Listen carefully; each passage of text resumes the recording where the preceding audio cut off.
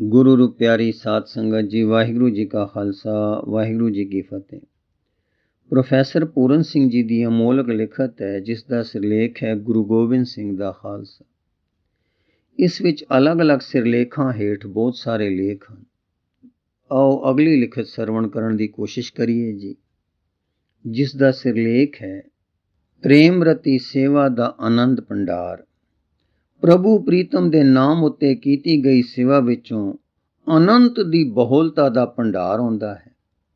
ਇਸ ਦੇ ਵਿੱਚ ਹੀ ਪ੍ਰਚਲਿਤ ਕੂੜਾਵੇ ਧਰਮਾਂ ਤੇ ਸਮਾਜਿਕ ਪੱਧਤੀਆਂ ਦੀ ਦਾਸਤਾਨ ਤੋਂ ਇਸਤਰੀ ਪੁਰਸ਼ਾਂ ਨੂੰ ਮੁਕਤੀ ਮਿਲ ਜਾਂਦੀ ਹੈ ਤੇ ਉਹਨਾਂ ਵਿੱਚ ਸਮਾਨਤਾ ਸਥਾਪਿਤ ਹੋ ਜਾਂਦੀ ਹੈ।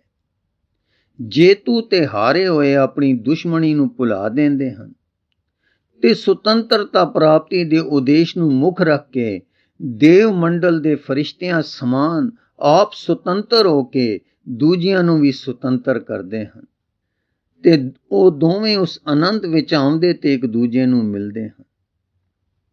ਹਾਂਜੀ, ਜੇਤੂ ਤੇ ਹਾਰੇ ਹੋਏ ਆਪਣੀ ਦੁਸ਼ਮਣੀ ਨੂੰ ਭੁਲਾ ਦਿੰਦੇ ਹਨ ਅਤੇ ਸੁਤੰਤਰਤਾ ਪ੍ਰਾਪਤੀ ਦੇ ਉਦੇਸ਼ ਨੂੰ ਮੁੱਖ ਰੱਖ ਕੇ ਦੇਵ ਮੰਡਲ ਦੇ ਫਰਿਸ਼ਤਿਆਂ ਸਮਾਨ ਆਪ ਸੁਤੰਤਰ ਹੋ ਕੇ ਦੂਜਿਆਂ ਨੂੰ ਵੀ ਸੁਤੰਤਰ ਕਰਦੇ ਹਨ ਤੇ ਉਹ ਦੋਵੇਂ ਉਸ ਅਨੰਤ ਵਿੱਚ ਆਉਂਦੇ ਤੇ ਇੱਕ ਦੂਜੇ ਨੂੰ ਮਿਲਦੇ ਹਨ।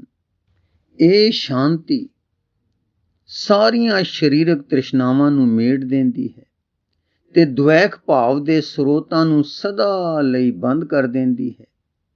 ਇਹ ਉਸੇ ਤਰ੍ਹਾਂ ਦਾ ਇੱਕ ਉਚੇਰਾ ਵਰਤਾਰਾ ਹੁੰਦਾ ਹੈ ਜਿਵੇਂ ਨਿੰਦਰਾ ਦੀ ਅਵਸਥਾ ਵਿੱਚ ਦ્વੈਖ ਭਾਵਨਾ ਦਾ ਅਭਾਵ ਹੋ ਜਾਂਦਾ ਹੈ।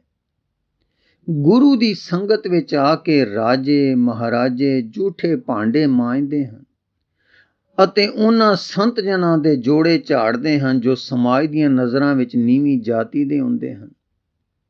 ਗੁਰੂ ਦੀ ਕਿਰਪਾਨ ਦੀ ਤਿੱਖੀ ਨੋਕ ਜਦੋਂ ਸੀਨੇ ਵਿੱਚ ਵੱਜਦੀ ਹੈ ਤਾਂ ਉਸ ਦੇ ਅਕਹਿ ਆਨੰਦ ਵਿੱਚ ਜਾਤ ਪਾਤ ਊਚ ਨੀਚ ਦੇ ਸਭ ਭੇਦਾਂ ਭਾਵਾਂ ਦਾ ਨਿਖੇਧ ਹੋ ਜਾਂਦਾ ਹੈ ਅਤੇ ਨਿੱਕੀ ਮੈਂ ਦੇ ਹਉਮੈ ਦਾ ਪੂਰਨ ਤੌਰ ਤੇ ਨਿਵਾਰਨ ਹੋ ਜਾਂਦਾ ਹੈ। ਇਸ ਸੇਵਾ ਭਾਵ ਤੇ ਸਮਰਪਣ ਕਾਰਨ ਸਮਾਜ ਦੇ ਸਭ ਪੁਰਾਣੇ ਵਿਤਕਰੇ ਅਲੋਪ ਹੋ ਜਾਂਦੇ ਹਨ ਤੇ ਆਤਮ ਸਮਰਪਣ ਦੇ ਇਸ ਨਵੇਂ ਦ੍ਰਿਸ਼ਟੀਕੋਣ ਦੁਆਰਾ ਇਹ ਇੱਕ ਬਿਲਕੁਲ ਵੱਖਰਾ ਨਵਾਂ ਰੂਪ ਧਾਰਨ ਕਰ ਲੈਂਦੇ ਹਨ। ਗੁਰੂ ਜੀ ਦੀ ਇਸ ਨਵ ਨਿਰਮਾਣ ਦੀ ਯੋਜਨਾ ਵਿੱਚ ਹਿਰਦੇ ਦਾ ਪਰਿਵਰਤਨ ਹੋ ਜਾਂਦਾ ਹੈ ਅਤੇ ਇਹ ਕੇਵਲ ਬਾਹਰੀ ਦ੍ਰਿਸ਼ਟਮਾਨ ਤਬਦੀਲੀ ਹੀ ਨਹੀਂ ਹੁੰਦੀ, ਕਿਉਂ ਜੋ ਜਿੱਥੇ ਵੀ ਕੋਈ ਵਿਅਕਤੀ ਜਾਂਦਾ ਹੈ ਉਸ ਦੀ ਹਉਮੈ ਉਸ ਦੇ ਨਾਲ ਹੀ ਰਹਿੰਦੀ ਹੈ। ਇਸ ਹਉਮੈ ਨੂੰ ਅਨੰਤ ਵਿੱਚ ਡੁਬੋ ਦਿਓ ਅਤੇ ਉਸ ਨੂੰ ਅਨੰਤ ਦੀ ਆਤਮ ਅਨੁਭੂਤੀ ਵਿੱਚ ਧੋ ਮਾਂਜ ਕੇ ਸਾਫ਼ ਕਰ ਦਿਓ।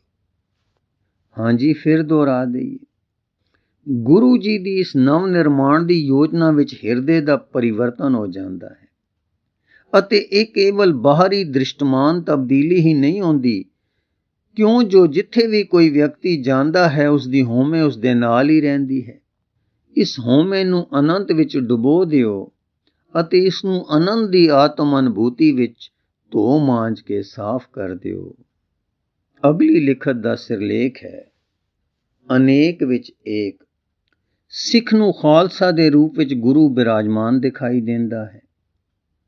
ਇੱਕ ਵਾਰ ਇੰਝ ਹੋਇਆ ਕਿ ਮੈਂ ਨਾਮ ਸਿਮਰਨ ਵਿੱਚ ਰਤੇ ਸੰਤ ਜਨਾਂ ਦੀ ਸੰਗਤ ਵਿੱਚ ਬੈਠਾ ਸਾਂ ਤੇ ਅਸੀਂ ਉਸ ਅਕਹਿ ਆਨੰਦ ਵਿੱਚ ਖੀਵੇ ਅਬੋਲ ਬੈਠੇ ਸਾਂ ਤੇ ਇਸ ਤਰ੍ਹਾਂ ਦੀ ਖੁਸ਼ੀ ਵਿੱਚ ਝੂਮ ਰਹੇ ਸਾਂ ਜਿਵੇਂ ਖੁਸ਼ਬੂਦਾਰ ਫੁੱਲ ਬੂਟੇ ਸਵੇਰੇ ਵੇਲੇ ਹਵਾ ਵਿੱਚ ਹਿਲ ਰਹੇ ਹੋਣ।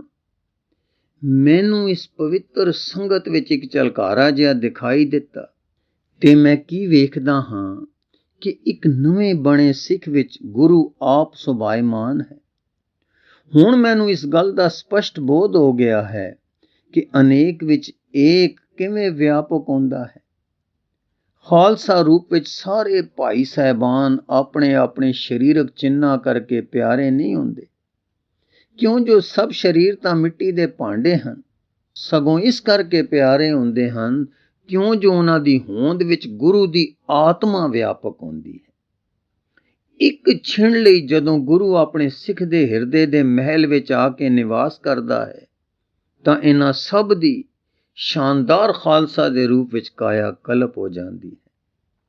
ਹਾਂਜੀ, ਫਿਰ ਦੁਹਰਾ ਦਈਏ, ਖਾਲਸਾ ਰੂਪ ਵਿੱਚ ਸਾਰੇ ਭਾਈ ਸਾਹਿਬਾਨ ਆਪਣੇ ਆਪਣੇ ਸਰੀਰਕ ਚਿੰਨ੍ਹਾਂ ਕਰਕੇ ਪਿਆਰੇ ਨਹੀਂ ਹੁੰਦੇ, ਕਿਉਂ ਜੋ ਸਭ ਸਰੀਰ ਤਾਂ ਮਿੱਟੀ ਦੇ ਭਾਂਡੇ ਹਨ, ਸਗੋਂ ਇਸ ਕਰਕੇ ਪਿਆਰੇ ਹੁੰਦੇ ਹਨ ਕਿਉਂ ਜੋ ਉਹਨਾਂ ਦੀ ਹੋਂਦ ਵਿੱਚ ਗੁਰੂ ਦੀ ਆਤਮਾ ਵਿਆਪਕ ਹੁੰਦੀ ਹੈ।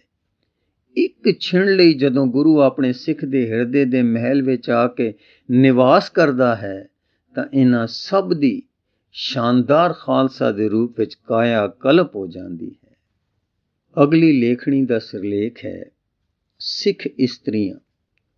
ਪੂਰਬ ਅਤੇ ਪੱਛਮ ਦੀ ਇਸਤਰੀ ਜਾਤੀ ਕਦੀ ਵੀ ਇਸ ਤਰ੍ਹਾਂ ਦੀ ਸੁਤੰਤਰ ਨਹੀਂ ਸੀ ਹੋਈ ਜਿਸ ਤਰ੍ਹਾਂ ਦੀ ਉਹ ਸੁੰਦਰੀ ਵਰਗੀ ਇਸਤਰੀ ਦੇ ਰੂਪ ਵਿੱਚ ਪ੍ਰਗਟ ਹੋਈ। ਉਹ ਖਾਲਸੇ ਦੀ ਨਰਸ ਭੈਣ ਸੀ, ਜਿਸ ਨੇ ਆਪਣੇ ਸਿੰਘ ਭਰਾਵਾਂ ਦੀ ਉਸ ਸਮੇਂ ਸੇਵਾ ਕੀਤੀ ਜਦੋਂ ਉਹ ਮੁਗਲ ਸਾਮਰਾਜ ਦੇ ਵਿਰੁੱਧ ਸੰਘਰਸ਼ ਕਰ ਰਹੇ ਸਨ। ਸੁੰਦਰੀ ਨੇ ਆਪ ਨਰਸ ਭੈਣ ਦੇ ਇਸ ਖਿੱਤੇ ਨੂੰ ਚੁਣਿਆ ਅਤੇ ਆਪਣਾ ਸਾਰਾ ਸੁਤੰਤਰ ਜੀਵਨ ਇਸ ਸੇਵਾ ਵਿੱਚ ਅਰਪਣ ਕਰ ਦਿੱਤਾ। ਇਹ ਨਰਸ ਭੈਣ ਖਾਲਸਾ ਤੇ ਉਸ ਦੇ ਸ਼ਤਰੂਆਂ ਦੀ ਇੱਕ ਮਹਾਨ ਸੇਵਾ ਕਰਦੀ ਰਹੀ। ਸਿੱਖ ਇਸਤਰੀ ਖਾਲਸਾ ਰੂਪ ਵਿੱਚ ਆਪਣੇ ਭਰਾਵਾਂ ਵਾਂਗ ਬਹਾਦਰ ਹੈ। ਜਦੋਂ ਭਾਈ ਤਾਰੂ ਸਿੰਘ ਦੀ ਭੈਣ ਸਿਰ ਉੱਤੇ ਖਾਲਸੇ ਲਈ ਪ੍ਰਸ਼ਾਦਿਆਂ ਦਾ ਟੋਕਰਾ ਚੁੱਕ ਕੇ ਜੰਗਲ ਵਿੱਚੋਂ ਲੰਘ ਰਹੀ ਸੀ ਤਾਂ ਇੱਕ ਮੁਸਲਮਾਨ ਗੁੰਡਿਆਂ ਦੇ ਟੋਲੇ ਨੇ ਉਸ ਤੇ ਹੱਲਾ ਬੋਲ ਦਿੱਤਾ।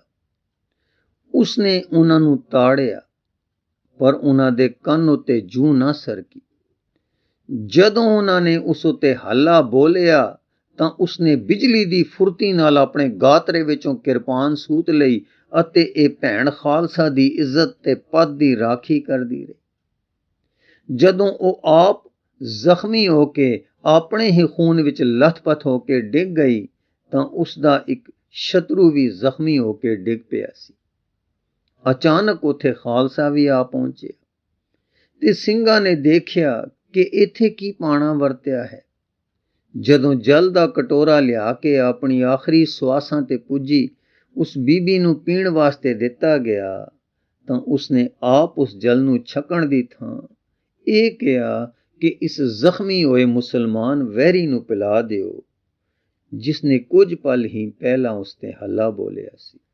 ਹਾਂਜੀ, ਫਿਰ ਦੁਹਰਾ ਦਈਏ, ਜਦੋਂ ਉਹ ਆਪ ਜ਼ਖਮੀ ਹੋ ਕੇ ਆਪਣੀ ਖੂਨ ਵਿੱਚ ਲੱਥਪੱਥ ਹੋ ਕੇ ਡਿੱਗ ਗਈ ਤਾਂ ਉਸ ਦਾ ਇੱਕ ਸ਼ਤਰੂ ਵੀ ਜ਼ਖਮੀ ਹੋ ਕੇ ਡਿੱਗ ਪਿਆ ਸੀ। ਅਚਾਨਕ ਉੱਥੇ ਖਾਲਸਾ ਵੀ ਆ ਪਹੁੰਚਿਆ ਤੇ ਸਿੰਘਾਂ ਨੇ ਦੇਖਿਆ ਕਿ ਇੱਥੇ ਕੀ ਪਾਣਾ ਵਰਤਿਆ ਹੈ। ਜਦੋਂ ਜਲ ਦਾ ਕਟੋਰਾ ਲਿਆ ਕੇ ਆਪਣੀ ਆਖਰੀ ਸਵਾਸਾਂ ਤੇ ਪੁੱਜੀ ਉਸ ਬੀਬੀ ਨੂੰ ਪੀਣ ਵਾਸਤੇ ਦਿੱਤਾ ਗਿਆ ਤਾਂ ਉਸਨੇ ਆਪ ਉਸ ਜਲ ਨੂੰ ਛਕਣ ਦੀ ਥਾਂ ਇਹ ਕਿਹਾ ਕਿ ਇਸ ਜ਼ਖਮੀ ਹੋਏ ਮੁਸਲਮਾਨ ਵੈਰੀ ਨੂੰ ਪਿਲਾ ਦਿਓ, ਜਿਸ ਨੇ ਕੁਝ ਪਲ ਹੀ ਪਹਿਲਾਂ ਉਸ ਉੱਤੇ ਹੱਲਾ ਬੋਲਿਆ ਸੀ। ਵਾਹਿਗੁਰੂ ਜੀ ਕਾ ਖਾਲਸਾ, ਵਾਹਿਗੁਰੂ ਜੀ ਕੀ ਫਤਿਹ।